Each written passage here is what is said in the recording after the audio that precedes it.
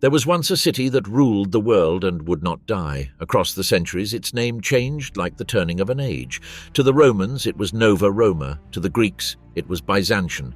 But to the world that followed, it became Constantinople, the queen of cities, the shining heart of an empire that outlasted kingdoms, crusades, and cataclysms. For more than 1,000 years, the Byzantine Empire stood as the bridge between East and West, between the memory of Rome and the birth of the modern world. From its marble palaces and domed cathedrals flowed law, learning, and faith, the lifeblood of Christian civilization. Its emperors claimed descent from Caesar himself. Its armies bore the double-headed eagle, one head looking west toward lost Rome, the other east toward the rising sun. But Byzantium's glory was also its curse. Surrounded by enemies, betrayed by allies, and torn between faith and ambition, the empire became a mirror of human greatness and of human fragility. The Tales of Byzantium is a story of survival itself, an empire that refused to fade even as the world around it burned and was reborn. From the fall of Rome to the rise of Islam, from Crusader conquest to the thunder of Ottoman cannons, Byzantium endured it all. And in its endurance, it preserved the light of an ancient world that might otherwise have vanished forever. This is the story of the Byzantine Empire, the transformation of the Roman Empire. During the 4th century AD, the Mediterranean world was trembling on the edge of transformation. The Roman Empire, that colossal machine of conquest and law, was changing in ways few could yet comprehend. Centuries of expansion had stretched its structures thin, and its massive provinces were groaning under the weight of corruption, invasion, and spiritual unease. Yet amid this chaos, a single audacious vision would reshape the destiny of Europe, the Middle East, and the entire course of Christian civilization. In the year 324 CE, a man stood before the waters of the Bosphorus Strait. A soldier, a strategist, and soon to be a legend, Flavius Valerius Constantinus, known to history as Constantine the Great. Behind him lies the tired heart of the empire known as Rome, a city burdened by its own prestige, haunted by political intrigue, and suffocated by the ghosts of its pagan gods. Ahead of him was the promise of renewal, the ancient Greek city of Byzantium, a modest but ancient settlement perched upon a triangle of land between two seas. Here, Constantine envisioned the rebirth of Rome in a place where East and West would meet beneath the cross of a new faith. His decision to found a new imperial capital was not made in haste nor by whim. His choice of Byzantium was guided by strategy as much as by spirit. The city commanded the Bosphorus Strait, the lifeline connecting the Black Sea to the Mediterranean through the Sea of Marmara and the Dardanelles. Whoever controlled this narrow corridor controlled the flow of wealth, armies, and grain between continents. The city's position was a dream for generals and merchants, impregnable by land and sea and at the crossroads of empires. Moreover, its natural harbour, the Golden Horn, was a gift of geography. Ships could anchor safely within its crescent embrace, protected from storms and invaders. From this harbour, fleets could patrol the eastern seas or deliver trade goods to the farthest reaches of the known world.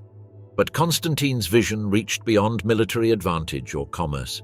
He wanted to build a city of destiny, a capital of faith and order, rising from the fading embers of the pagan world.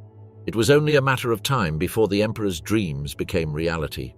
In the year 324 CE, Constantine personally marked the boundaries of his new capital with a ceremonial spear, walking the perimeter himself as though tracing a sacred circle upon the earth.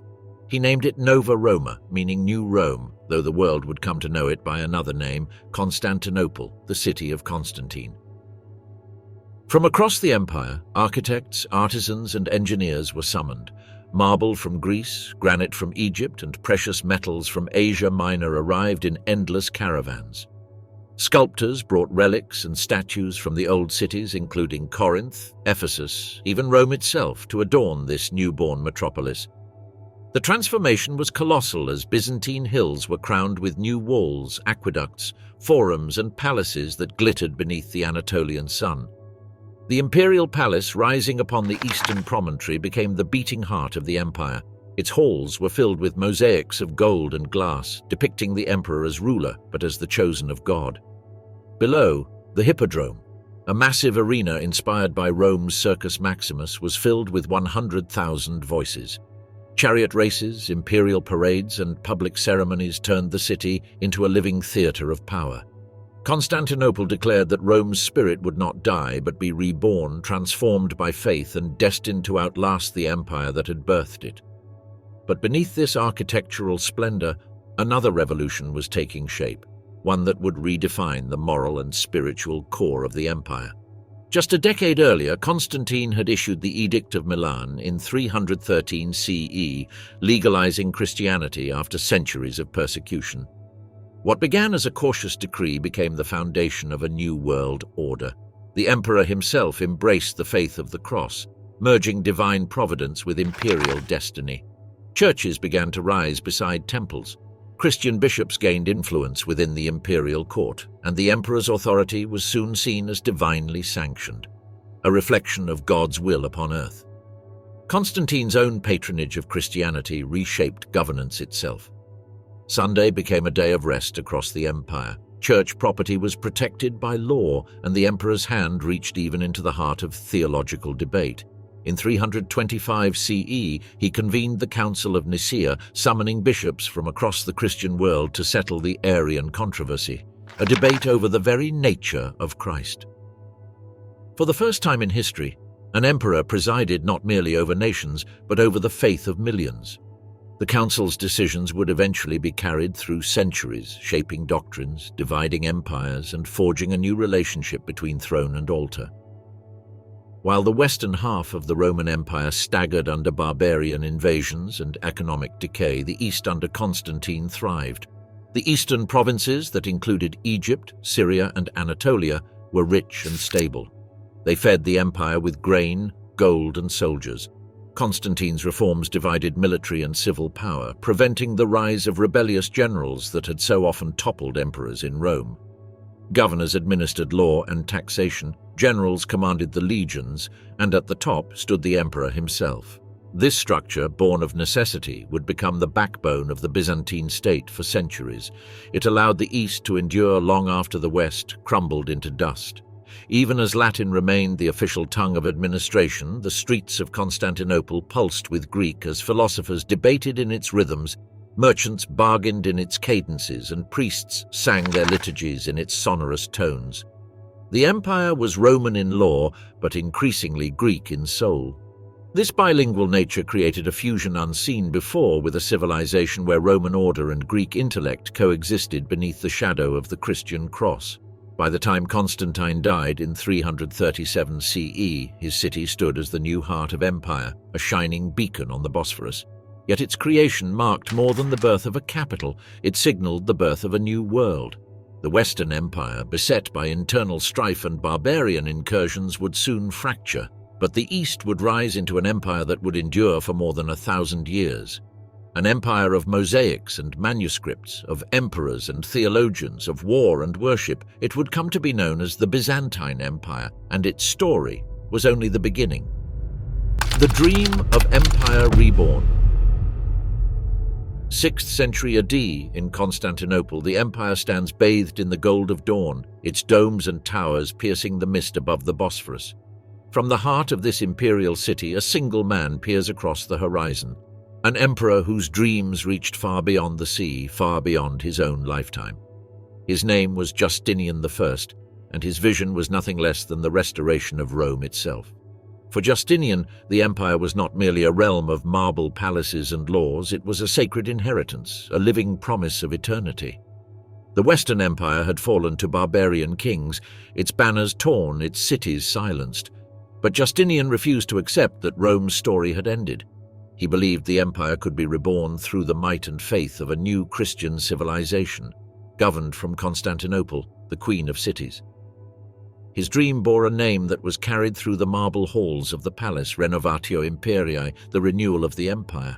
This was no mere slogan. It was a divine mission and a crusade of restoration that would consume his reign, empty his treasuries, and carve his name into the bedrock of history.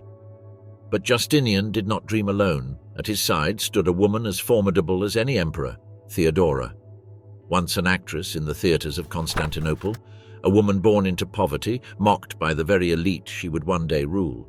Theodora's rise was a tale of resilience and brilliance. Her beauty and intelligence captivated Justinian, but it was her will that made her indispensable. Together, they formed one of the most powerful political partnerships in history. While Justinian envisioned conquest, Theodora understood people, their passions, their fears, their faith.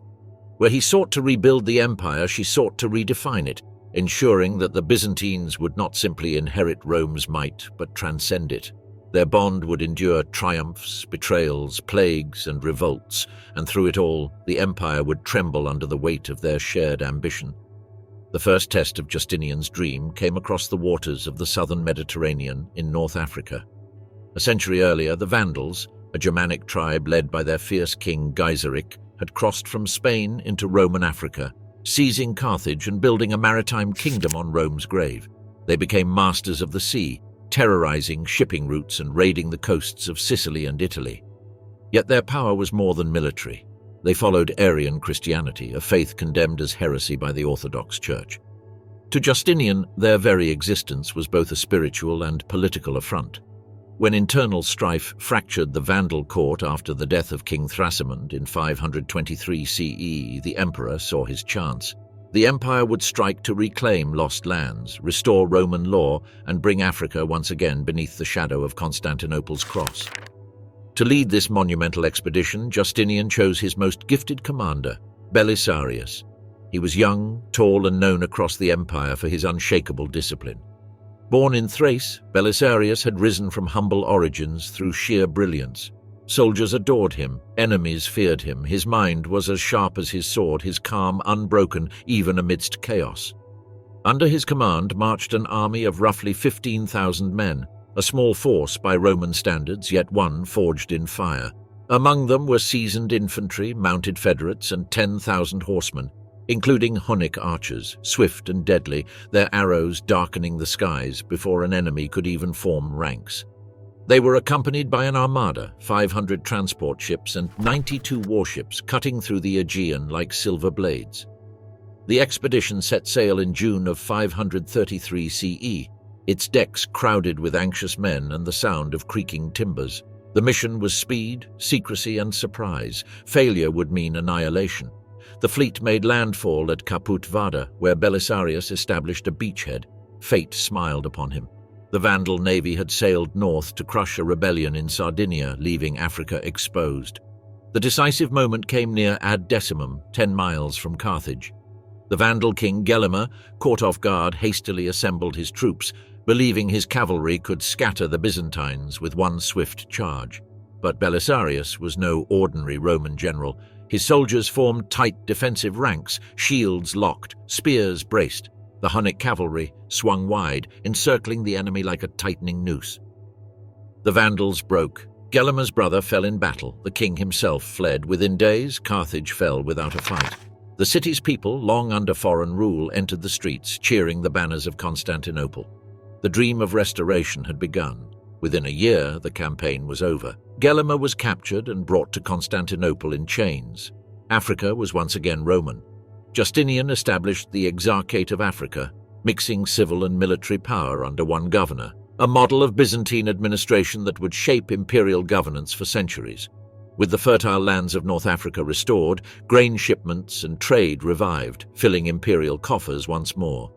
But Justinian's gaze now turned north toward Italy, where another ancient crown awaited. Italy, the very heart of the old empire, was now ruled by the Ostrogoths, descendants of the tribes that had once stormed across the Danube. Their leader, Theodoric the Great, had ruled wisely, blending Roman administration with Gothic strength. But after his death in 526 CE, his kingdom splintered into intrigue and murder. When Queen Amalasuntha, a Romanized Gothic noblewoman friendly to Constantinople, was assassinated, Justinian seized his pretext. The legions would march again. In 535 CE, Belisarius landed first in Sicily, securing it with swift precision before crossing into mainland Italy. One city after another fell, first Naples after a short siege, and then Rome itself by December 536 CE. The Eternal City, now battered by centuries of decline, opened its gates to the emperor's generals, but the Goths were far from defeated. Under King Vitiges, they mustered an army of nearly 150,000 men and marched south to reclaim the city. What followed was one of the most harrowing sieges in Roman history. For a year, the Goths encircled Rome, cutting off aqueducts and supply lines. Famine stalked the streets. Belisarius, outnumbered 10-1, turned the ancient walls into fortresses of ingenuity. He repaired aqueducts to serve as hidden supply routes, launched daring raids against the enemy camps, and inspired his starving soldiers with unyielding courage. Night after night, fires burned beyond the walls as Gothic siege towers loomed like wooden monsters in the dark. Yet the city held. At last, disease and hunger broke the Gothic lines. In 538 CE, Vitiges lifted the siege and retreated to Ravenna, leaving the ruins of Rome behind. But victory came at a terrible cost. The Italian campaign devolved into a decade-long nightmare, a war of attrition fought across a shattered land.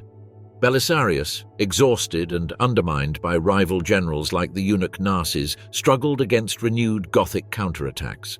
The countryside burned, cities emptied, and plague spread in the wake of war. By the time the dust settled, Italy was a wasteland. Rome was Roman again, but only in name. Justinian's final Western ambition was more modest, a foothold in Spain. Taking advantage of civil strife among the Visigoths, Byzantine forces under Liberius seized Cartagena and parts of the southeastern coast in 554 CE. Yet these conquests were thin and fragile, with distant outposts rather than true provinces. The emperor's attention was already pulled toward darker storms gathering closer to home. The cost of Justinian's wars was staggering. Gold flowed out of the treasury faster than it could be mined or taxed. His campaigns consumed nearly £65,000 of gold each year, the equivalent of the empire's entire annual budget in earlier centuries. Tax collectors scoured the land, led by the infamous John of Cappadocia, whose cruelty made his name a curse in the provinces. The empire's people groaned beneath the weight of victory. But even as his armies bled, Justinian's mind turned toward another kind of conquest, a conquest of law. Justinian wanted to bring order to the empire's sprawling legal chaos. For centuries, Roman laws kept piling up until they became a confusing maze of contradictions. To govern justly, he needed clarity. He summoned the brilliant jurist Tribonian, whose intellect matched the emperor's ambition. Together with a commission of scholars, Tribonian began the monumental task of compiling and harmonizing centuries of Roman law into a single unified body. The result would be the Corpus Juris Civilis, one of humanity's greatest legal achievements. The Codex Justinianus gathered imperial edicts from centuries past.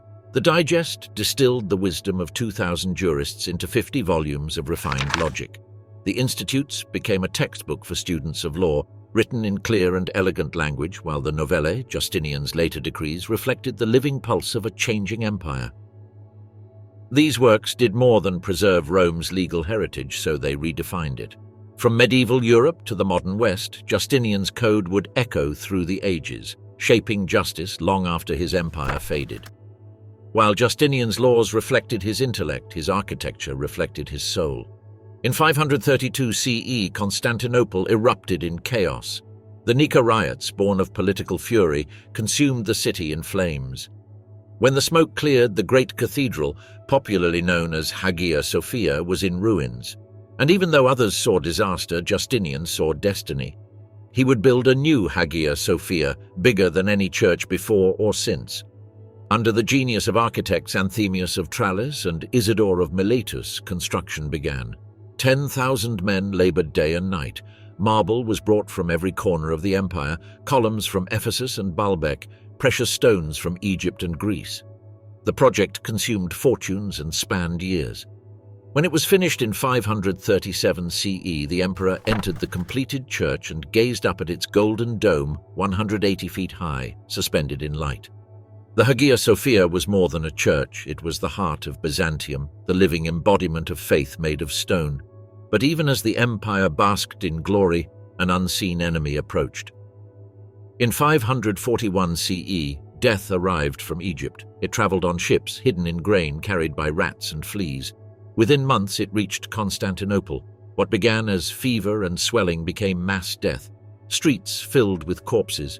The living dug graves until they too fell ill. At the plague's peak, 10,000 died each day. The disease, later known as the Plague of Justinian, ravaged the empire, killing perhaps a third of its population. Fields went untended, armies withered, trade collapsed.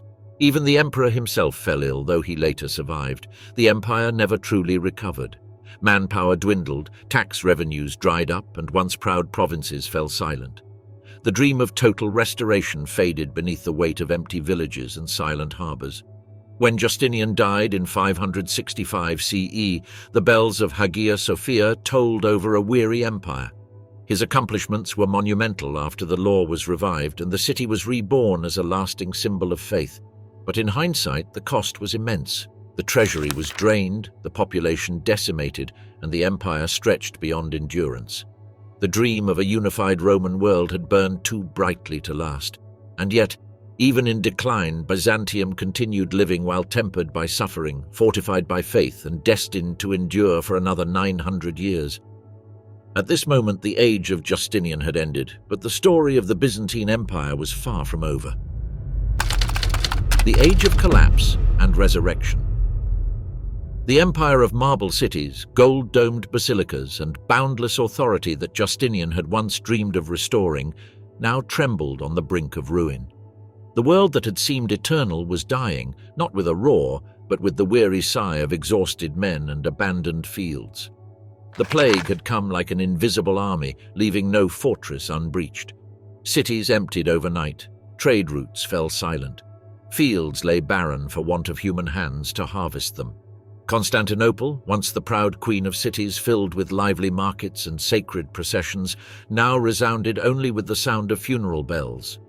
The empire's veins had become clogged by death. Tax collectors found only widows and graves where thriving families once stood. Soldiers deserted, their pay useless in lands where merchants no longer traded. The imperial coffers, once swollen by Justinian's conquests, now lay nearly bare, their gold poured into wars fought far away and ships long since sunk. And yet, even amid the silence of plague and ruin, the empire still claimed to be eternal. But eternity, it seemed, was being measured in decades. As the 6th century staggered toward its end, the empire faced a horizon filled with enemies. To the east, the ancient Persians of the Sasanian dynasty watched the Byzantine collapse with patient calculation. To the north, the forests and plains shuddered under the advance of Slavic tribes who poured across the Danube, settling deep into the Balkans like an unending tide. And to the west, the newly reconquered lands of Italy and Africa were bleeding away again, one fortress at a time, devoured by resurgent barbarian kingdoms. The empire that had once claimed dominion over the known world now struggled simply to defend its borders. In 602 CE, the empire's faltering heart was dealt another wound, this one self-inflicted. From the frozen banks of the Danube, where hungry soldiers shivered and cursed their distant masters, a mutiny erupted. Their anger was not against the enemy, but against their own emperor, Maurice, whose desperate attempts to cut costs had starved the legions and stripped them of pay. Among these soldiers rose a man of coarse bearing and pitiless resolve, Phocas, a centurion whose name would soon be whispered with dread across Christendom. When he marched on Constantinople, the city did not rise to defend its emperor. The weary citizens watched in silence as Phocas seized the palace gates, deposed Maurice, and dragged the old emperor and his children to the execution ground.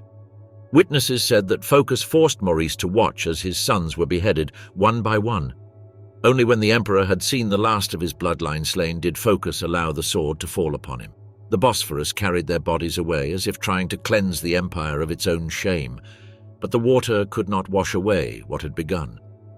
With Maurice dead, Byzantium had unleashed a terror greater than any foreign invasion. Phocas ruled not as an emperor, but as a tyrant. His paranoia knew no limit. The great houses of Constantinople were stripped of wealth, their sons executed in the dungeons beneath the great palace. The Senate ceased to speak, the army muttered rebellion, and far to the east, in the court of Khosrow II of Persia, a monarch watched the chaos unfold and smiled. Khosrow had once called Maurice his ally. The two emperors had stood side by side against rebellion. Now, with Maurice murdered, Khosrow found the perfect pretext for vengeance. He raised the standards of war, but his legions, when they crossed the Euphrates, came as conquerors.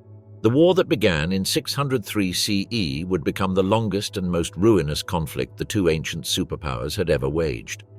The Persian armies swept across Mesopotamia like fire through dry reeds. In 605 CE, the fortress city of Dara, jewel of the Roman East, fell after a brutal siege. By 613 CE, Antioch, the empire's third greatest city, lay in ashes with its walls broken, its treasures plundered, its people enslaved. Messengers fleeing Antioch brought tales that chilled Constantinople to its core. The Persians did not merely conquer, they unmade. Cities that had stood since Alexander were burned to their foundations. Then came Jerusalem. In 614 CE, the city fell after savage fighting. The Persians, aided by Jewish insurgents long persecuted by Byzantine governors, stormed the holy city.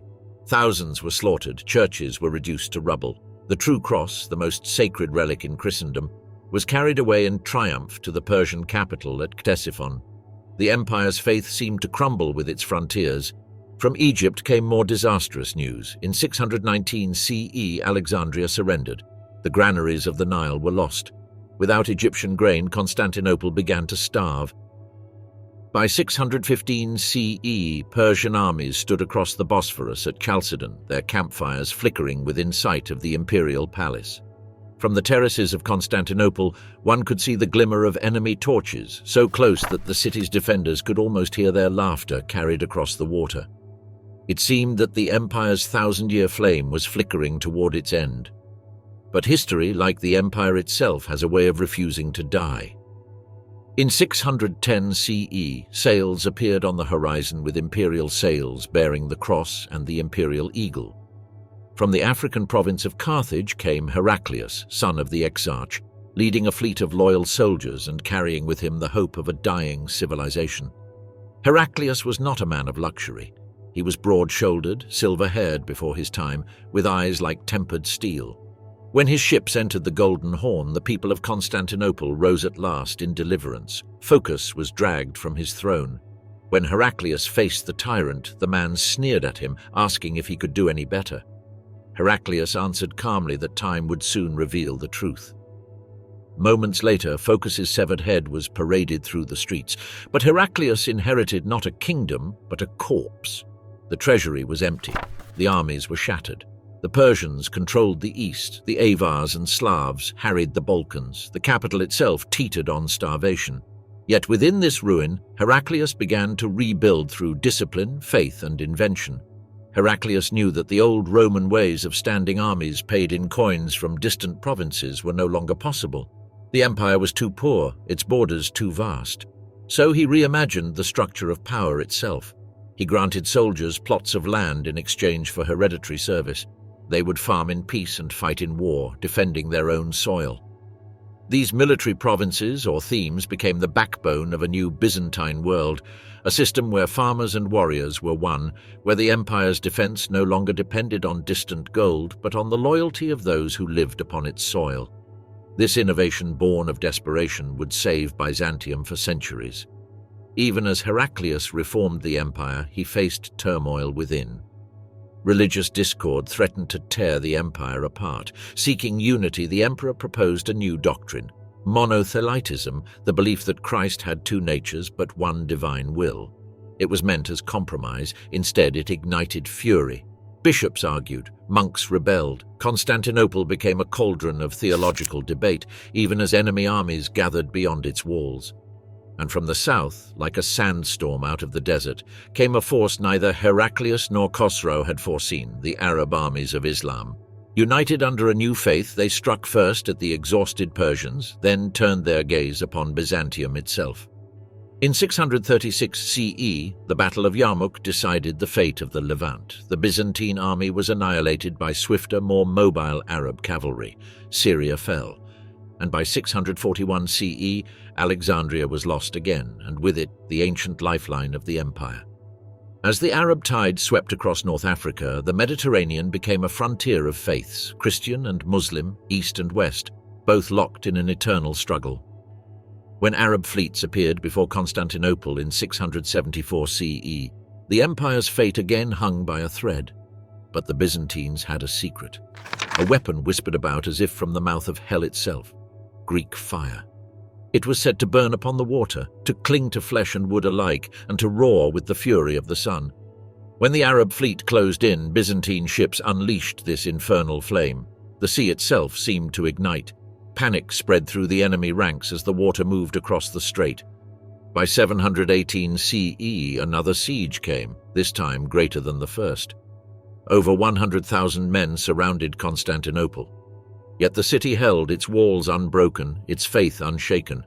The winter killed more enemies than swords could. When spring came, the Arab host was gone, their ships sunk, their empire's expansion halted. The empire had survived, barely, but it survived.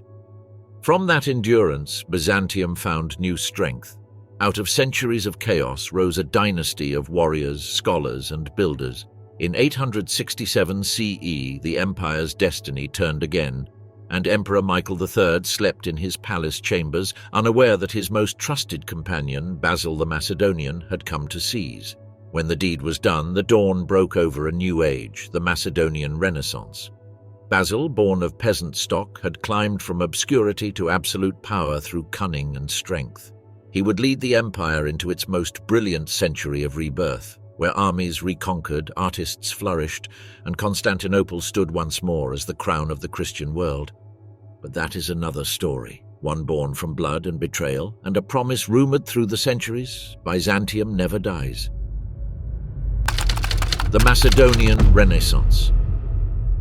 The reign of Basil I, founder of the Macedonian dynasty, marked the rebirth of an empire many had once thought doomed to decline. It was as though the weary giant of Rome, broken and battered by centuries of war, had suddenly drawn breath again. When Basil ascended the throne, the Mediterranean had long been haunted by shadows of Arab corsairs who raided coastal villages, burned merchant fleets, and made the proud Byzantine sea lanes a place of fear. Basil knew that to rule the empire, he must first rule the waters. He poured immense resources into rebuilding the imperial fleet. Shipyards thundered day and night along the harbours of Constantinople and the Aegean islands. Sparks flew as blacksmiths hammered iron, and forests fell to feed the furnaces that would forge the empire's floating walls. From these docks emerged a new generation of warships. Sleek dromons, armed with an even deadlier incarnation of the empire's most mysterious weapon, Greek fire. The secret of this terrifying substance was known only to a select few. A combustible liquid that clung to water and burned with a roar like the mouth of hell itself. Sailors prayed before carrying its bronze siphons aboard, for mishandling it could set even the ship itself aflame. But when unleashed upon the sea, it turned night battles into apocalyptic visions, with Arab fleets bursting into fire as the Byzantine banners rose in the smoke. It was these ships that Basil sent against the pirates who had plagued the empire for generations. In a series of ruthless campaigns, Byzantine squadrons swept across the Aegean, hunting raiders to extinction. Trade returned to the sea, the ports of the empire thrummed once again with life, and merchants hailed Basil as the man who made the Mediterranean safe, a title once reserved for Augustus.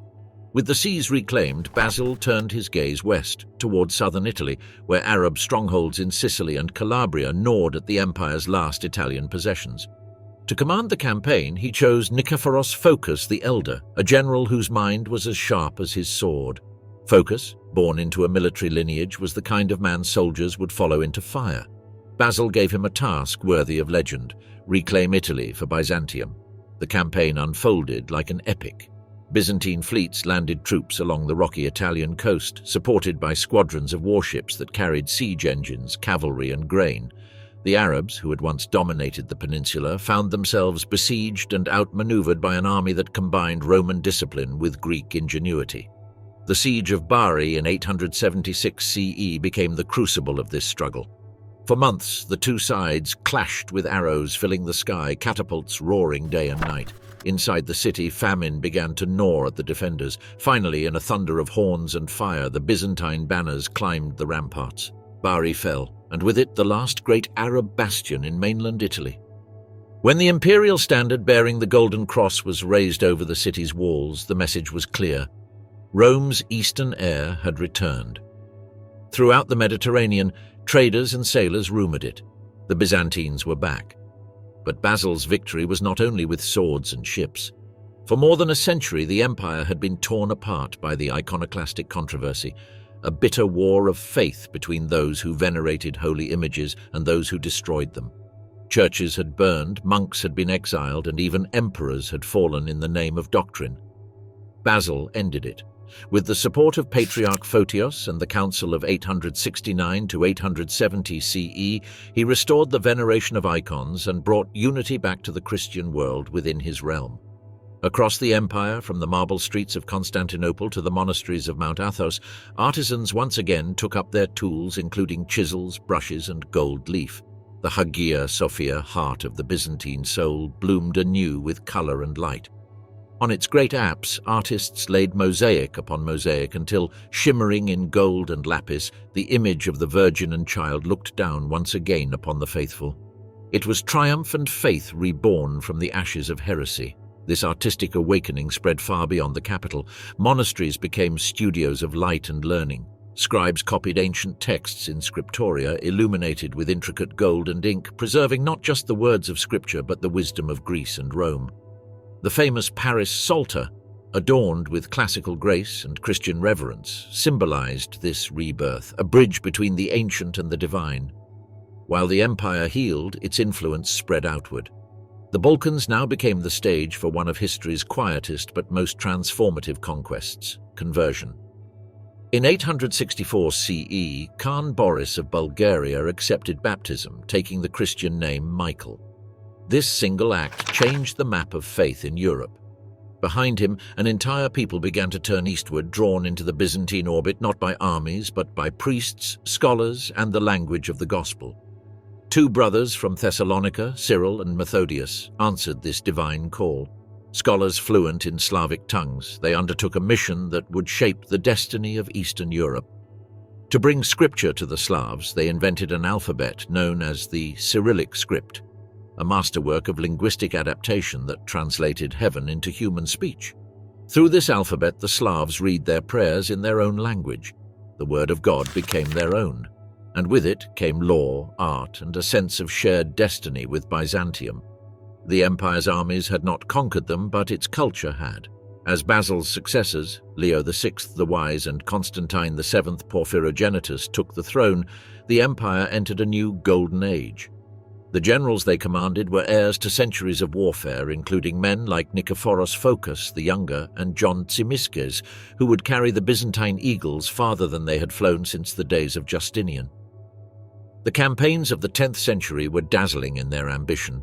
Cyprus was reclaimed in 965 CE after a brilliant operation that combined naval mastery and logistical precision. The reconquest of Crete in 961 CE, after an 8-month siege of Chandax, ended more than a century of Arab piracy in the Aegean. The fall of Chandax was brutal in fire, steel, and the cries of battle over the island. When the dust settled, Crete was Byzantine once again, its ports reopened, its churches rebuilt. The tide had turned.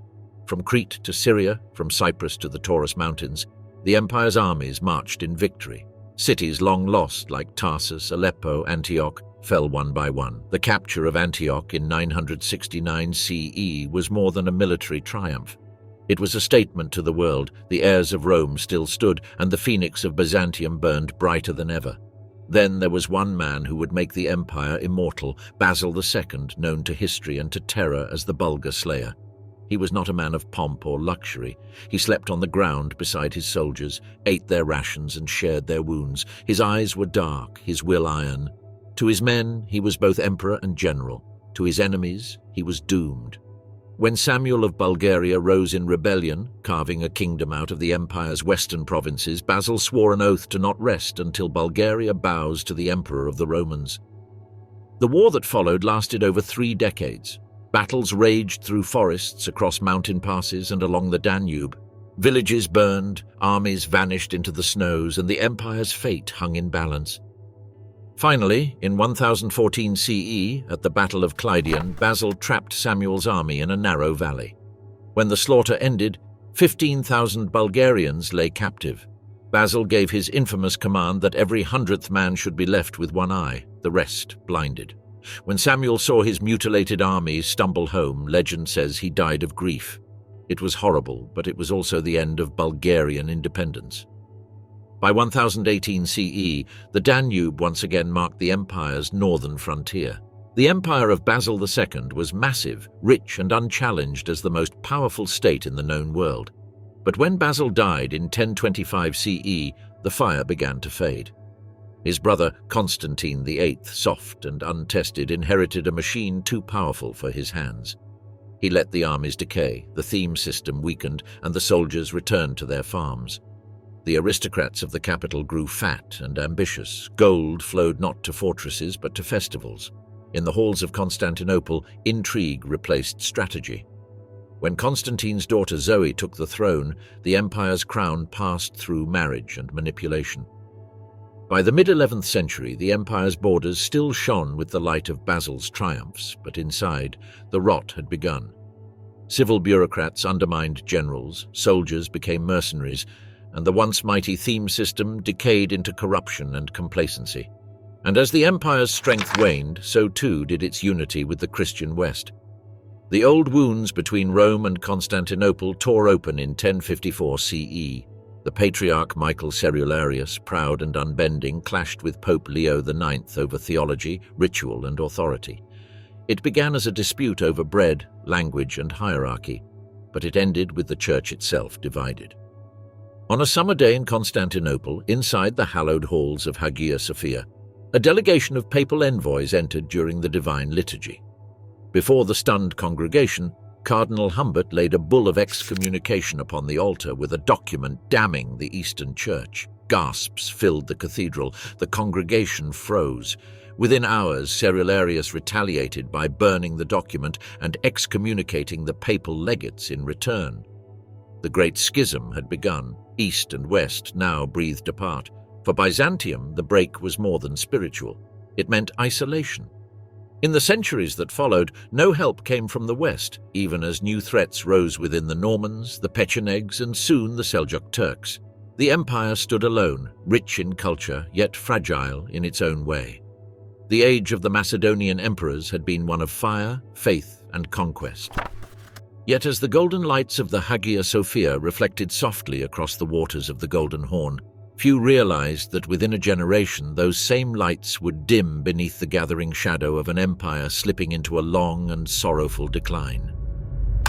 The rise of the Seljuks. The 11th century dawned upon Byzantium like the first tremor before an earthquake. It was subtle at first, but carrying the promise of ruin. Across the distant frontiers, enemies stirred. The empire that had once tamed the fury of Persians, Arabs, and Bulgars now faced threats unlike any before. It was swift, merciless, and driven by both sword and faith. In the rugged hills of southern Italy, the Normans were active, warriors forged in the chaos of northern Europe. This time they had come as conquerors. They were wanderers at first, mercenaries for hire in the endless feuds of Lombard princes and Byzantine governors. Yet their ambition outgrew their contracts. Behind the facade of service burned the Norman hunger for dominion. The papacy, sensing opportunity in their audacity, draped their swords in sanctity. What had begun as a local rebellion against Byzantine governors was transformed into a holy war, as the Pope declared, not against pagans but against the schismatic Greeks. With a blessing from Rome, Norman conquest became divine duty. Byzantine outposts that had endured for centuries under the eagle banner now found themselves surrounded by Norman warlords who fought not merely for land, but for heaven's approval. Fortresses fell one after another as stone walls crumbled before siege towers and flaming oil. The proud catapans of Italy, once representatives of Constantinople's authority, were hunted fugitives on their own soil.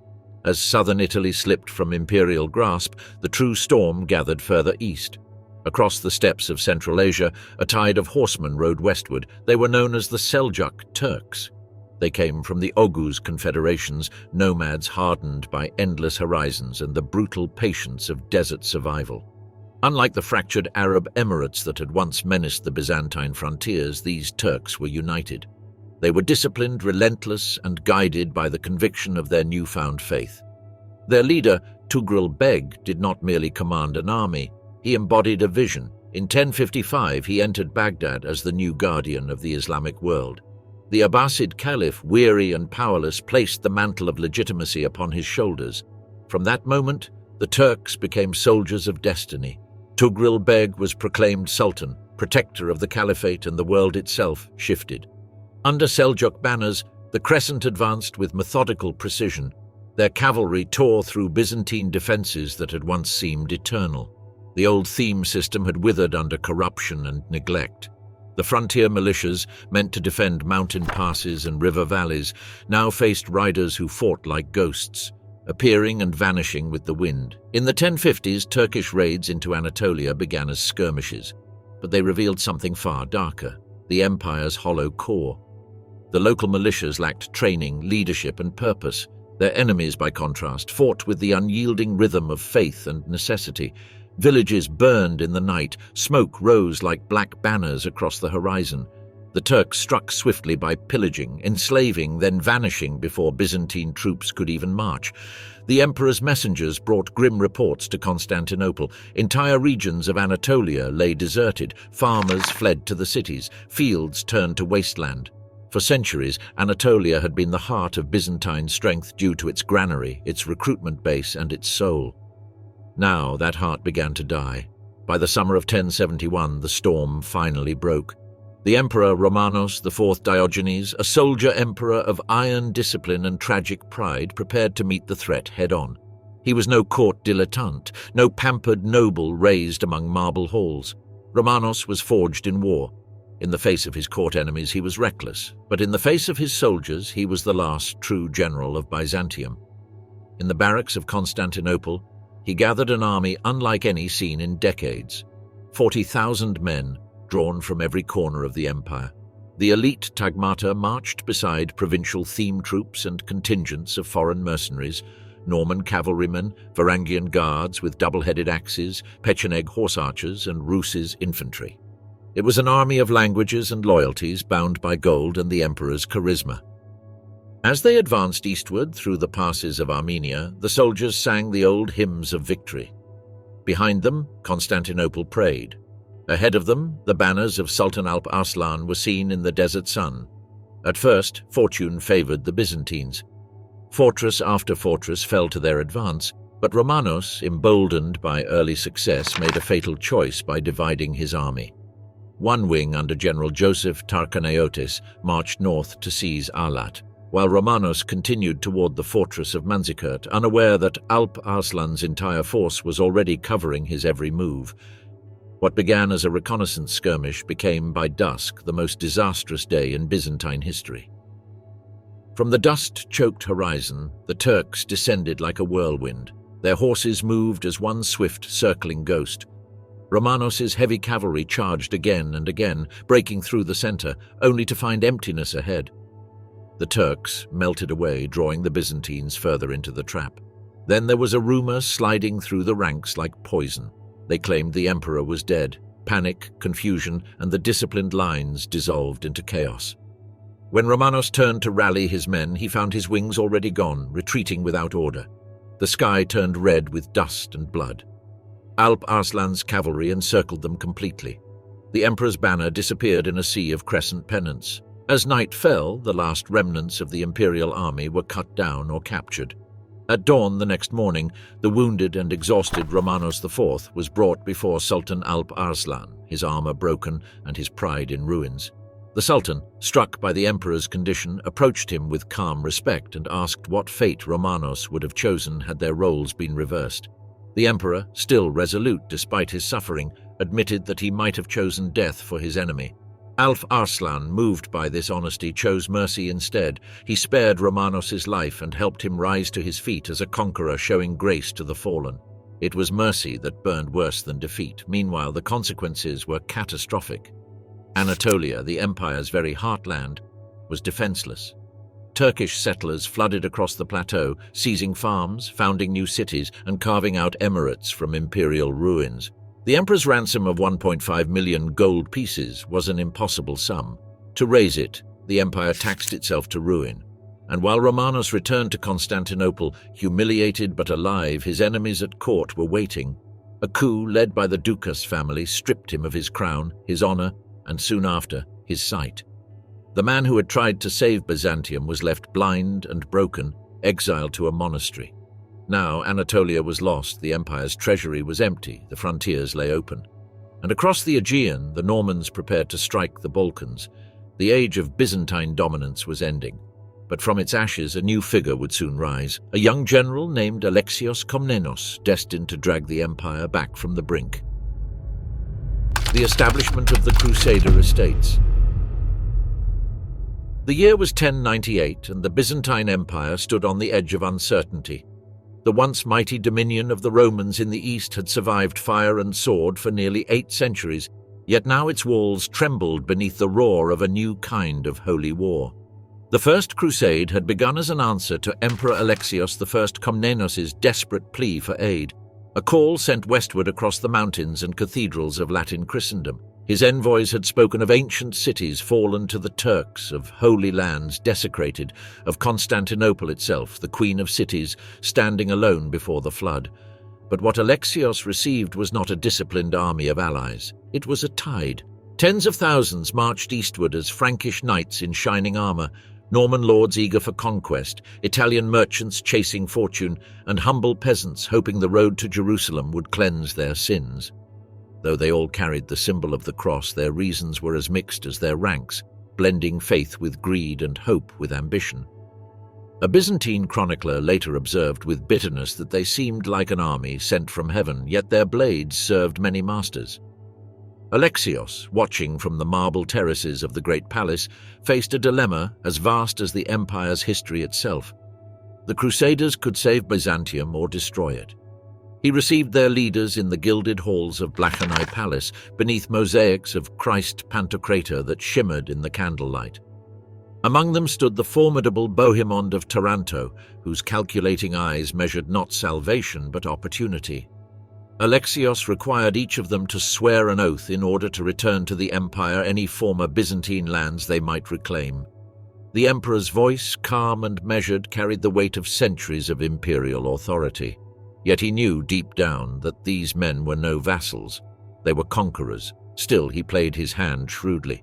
Byzantine guides and fleets supported the Crusader advance across Anatolia, while Alexios's generals shadowed them, reclaiming fortresses in their wake. For a moment, the ancient empire seemed to breathe again. But by the time the Crusaders reached Antioch, the fragile thread of their alliance had already begun to unravel. The siege of Antioch was a nightmare. Months of starvation, disease, and betrayal wore both sides down. When at last the city fell in June of 1098, the Crusaders found themselves besieged in turn by Muslim reinforcements. They had expected Alexios to arrive with Byzantine legions, as promised, but reports reached him claiming the Crusaders had been annihilated. Cautious and ever calculating, Alexios turned back, and that decision remained through centuries. When the Crusaders learned the emperor had withdrawn, rage replaced gratitude. The oath sworn in Constantinople turned to dust. Bohemond claimed Antioch for himself, declaring it a Norman principality rather than returning it to the empire. From that moment on, the Crusaders no longer saw themselves as Byzantine allies. They were kings of their own divine kingdoms, and the empire, to them, was merely an obstacle between Christendom and the Holy City. When Jerusalem fell in 1099, drenched in the blood of both Muslim and Jewish inhabitants, word reached Constantinople like a tremor from another world. Alexios's advisors gathered in the halls of the palace. The emperor listened in silence as courtiers debated whether to celebrate or mourn. Byzantium had helped ignite the fire of the crusade, but now that fire burned beyond its control. In the east, 4 Crusader states took shape as the Kingdom of Jerusalem, the Principality of Antioch, the County of Edessa, and the County of Tripoli, all carved from territories that had once served the Byzantine crown. To Anna Komnena, the emperor's daughter and historian, these new realms were like predators feasting on what they claimed to protect, consuming the empire's lands while boasting of their righteousness. The emperor's envoys tried to negotiate to remind the new lords of their oaths, but the Crusader princes, drunk on victory, spoke of divine right and conquest.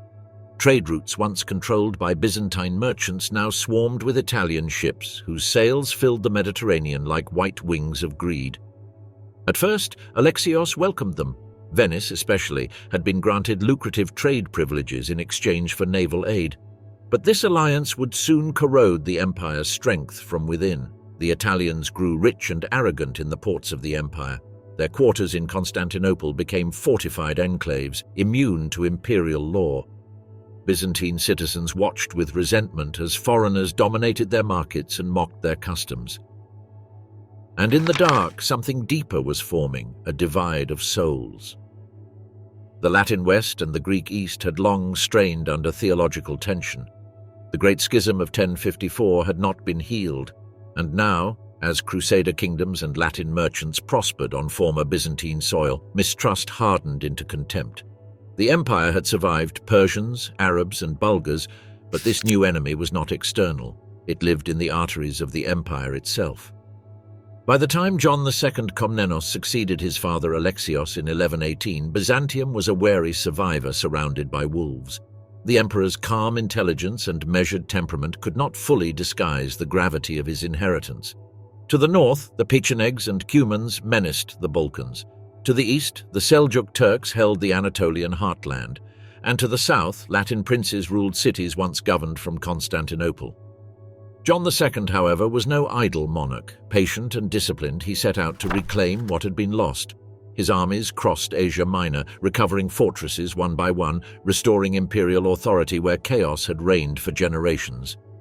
At Antioch, he compelled the Norman prince Raymond of Poitiers to swear fealty with a symbolic gesture, but one that reminded all of Byzantium's enduring shadow.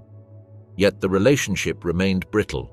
When John died in 1143 after a hunting accident, the empire had regained respect but not love. To the Latins, Byzantium was the jealous old empire of the East, elegant, cunning, but decadent. To Byzantines, the Crusaders were violent barbarians in holy armor. Neither side trusted the other, and soon that mistrust would begin the next great catastrophe. The fall of the Queen of Cities. The sun of Byzantium still burned, but it was a dying light, golden and deceptive. Under Emperor Manuel I Komnenos, the empire glittered with ceremony and power. Constantinople, the city of the world's desire, pulsed with wealth. Envoys from every corner of Christendom filled its marble halls. Scholars debated philosophy beneath mosaics of saints and emperors. Manuel dreamed of uniting East and West under one imperial crown. He married a Western princess, held tournaments in Latin fashion, and welcomed crusaders as honored guests. But resentment was growing. His people rumored that he had grown too close to the Franks and that the emperor of the Greeks now knelt to Latin pride, and the Latins in turn mocked Byzantine subtlety as weakness. The ancient divide of creed and culture widened with every feast, every diplomatic insult, every clash of faith. When Manuel died in 1180, the spell was broken. Power passed to his young son, Alexios II, a child emperor overshadowed by regents and courtiers who reveled in luxury while the empire's borders blazed. Meanwhile, Manuel's cousin, Andronikos Komnenos, stepped into the turmoil. At first, the people hailed him as a savior. He promised justice, vengeance against corruption, the end of Latin arrogance. But his justice came drenched in blood. Nobles were mutilated, rivals strangled, and Constantinople trembled under his paranoid rule. Then there was the massacre of the Latins in 1182. Mobs surged through the city's streets, driven by rage and revenge. Latin merchants were slaughtered, priests torn from their altars, women and children thrown into the sea. For 3 days, the Queen of Cities burned with hate. Venice, Genoa, and the West would never forget. Andronikos's tyranny ended as violently as it began. Dragged through the streets by the same mob that once cheered him, he was torn apart with a fitting emblem of an empire turning upon itself. The empire stumbled from one weak ruler to another. In the north, the Bulgarians rose again, shaking off imperial chains. In the east, the Seljuks pressed forward, retaking lost lands. And in the west, the Italian republics sharpened their knives, remembering the massacre. By the dawn of the 13th century, Constantinople still glittered, but its power was hollow. The palace intrigue that had once been the empire's art form was now its poison. Every emperor came to power through betrayal, and every betrayal made Byzantium weaker. Then came the call of the Fourth Crusade. It began with holy words and ended in greed. The Crusaders had intended to march on Egypt, but they were broke, trapped by their debts to Venice. The cunning Doge Enrico Dandolo, blind but merciless, offered them a bargain: attack the enemies of Venice and the Republic would erase their debts. One target led to another, from Zara on the Adriatic to the very gates of Constantinople. In 1203, the Crusaders camped beneath the Theodosian walls. They had come, they claimed, to restore a deposed emperor known as Alexios IV Angelus, who promised them gold and submission to Rome in exchange for his throne. The Byzantines, desperate and divided, allowed the unthinkable, foreign armies within their harbour. But promises diminished. The gold was gone, the people rebelled, and soon the Crusaders' righteous cause curdled into fury. On April 12, 1204, the wind howled across the Golden Horn as the Crusaders launched their assault. Venetian galleys, their decks armoured with fire and steel, crashed against the sea walls. Ladders rose, siege towers burned, and the city of Constantine finally yielded. The sack that followed was unlike anything Christendom had ever seen. Churches were desecrated. The Hagia Sophia, once the jewel of Eastern Christendom, became a stable for horses. Monks were slaughtered at their altars, nuns violated before icons of the Virgin. The city's treasures were torn apart, scattered across Europe. For 3 days, the Queen of Cities drowned in chaos, and when the smoke cleared, the Roman Empire of the East was no more. From the ashes rose fragments including the Empire of Nicaea, the Despotate of Epirus, and the Empire of Trebizond, each a shard of what had been the world's greatest Christian realm.